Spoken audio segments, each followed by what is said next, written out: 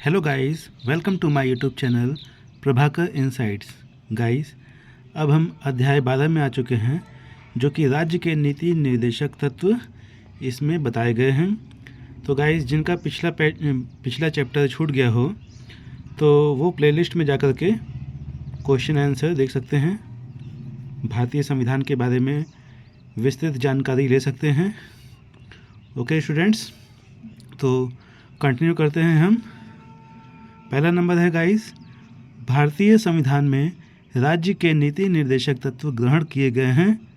तो कहाँ से ग्रहण किए गए हैं? वह आयरलैंड से ग्रहण किए गए हैं। राज्य के नीति निर्देशक तत्वों का उल्लेख भारतीय संविधान के किस भाग में है? तो भाग 4 में है। भारतीय संविधान के किस अनुच्छेद में राज्य के नीति निर्देशक तत्वों का उल्लेख है? तो अनुच्छेद 36 से 51 में। संविधान का वह कौन सा भाग है जो संविधान के निर्माताओं के मस्तिष्क और उद्देश्यों को प्रतिबिंबित करता है? तो राज्य के नीति निर्देशक तत्व। 5th नंबर है, राज्य के नीति निर्देशक तत्वों में निम्नलिखित में से किन किन प्रकार के सिद्धांत अंतर्निहित हैं? तो आर्थिक सिद्धांत, सामाजिक सिद्धांत और प्रशासनिक सिद्धांत। भारतीय संविधान में राज्य के नीति निर्देशक सिद्धांतों को शामिल करने के पीछे मुख्य उद्देश्य क्या था? तो इसके पीछे मुख्य उद्देश्य कल्याणकारी राज्य की स्थापना करना था। 7th नंबर है, संविधान में राज्य के नीति निर्देशक तत्वों को शामिल करने के पीछे क्या उद्देश्य था? तो सामाजिक आर्थिक लोकतंत्र की स्थापना। निम्नलिखित में से किसने नीति निर्देशक सिद्धांतों को बैंक की सुविधानुसार देय उत्तर दिनांकित चेक कहा? तो केटी शाह ने।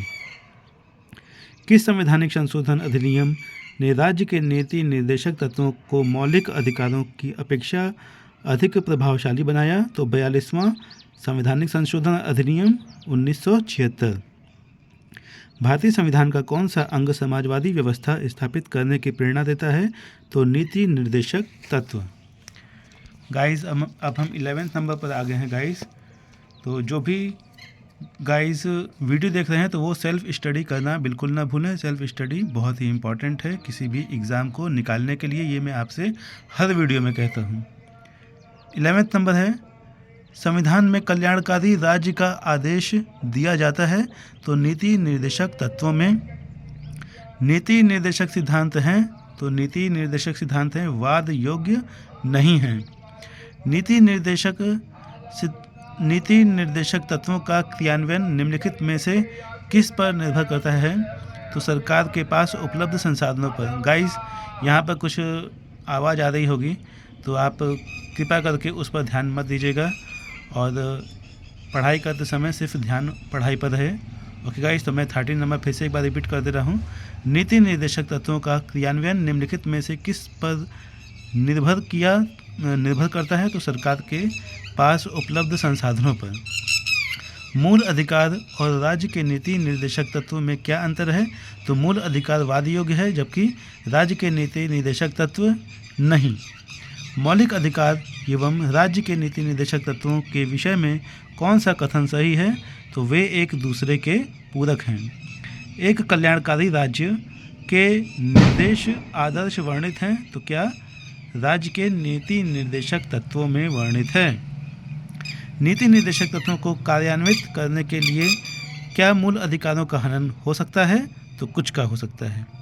भारत के संविधान में अंतर्राष्ट्रीय सुरक्षा को प्रोत्साहन देना सन्निहित है? तो राज्य के नीति निर्देशक तत्व में। समान कार्य के लिए समान वेतन भारत के संविधान में सुनिश्चित किया गया एक राज्य के नीति निर्देशक सिद्धांत का अंग है। भारतीय संविधान के निम्नोक्त भागों में से किस एक में न्यायपालिका तथा कार्यपालिका के पार्थक्य का प्रावधान है? तो राज्य के नीति निर्देशक सिद्धांत में।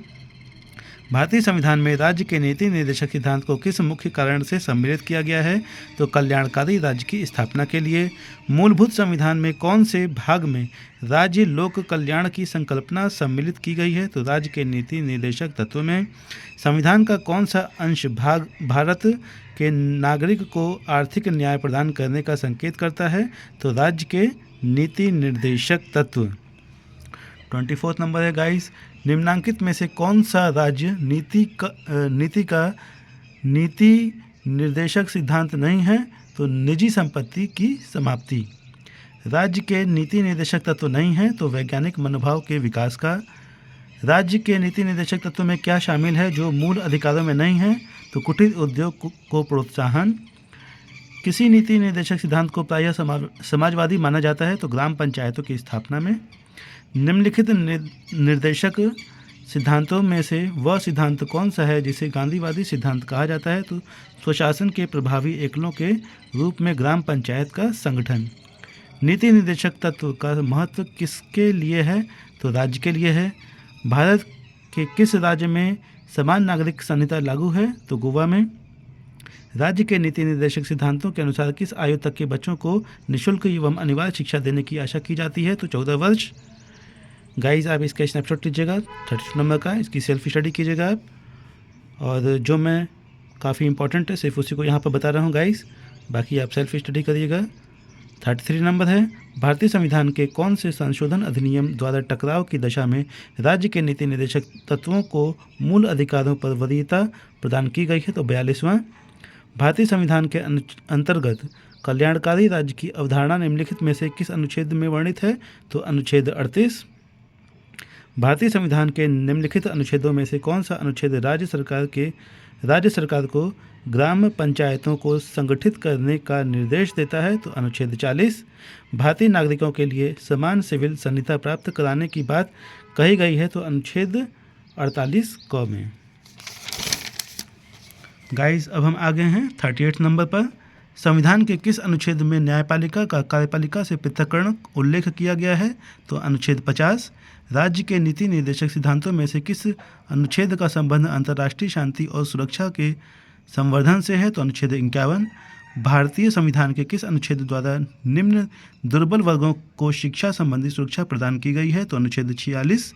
काम करने का अधिकार को राज्य के नीति निर्देशक तत्वों में निम्नलिखित में से किस अनुच्छेद के अंतर्गत रखा गया है? तो अनुच्छेद 51।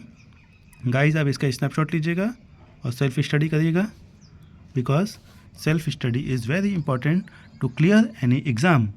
45 नंबर है, इनमें से कौन राज्य के नीति निर्देशक सिद्धांतों में सम्मिलित नहीं है? तो सूचना का अधिकार। बाकी सभी नीति निर्देशक सिद्धांतों में सम्मिलित हैं।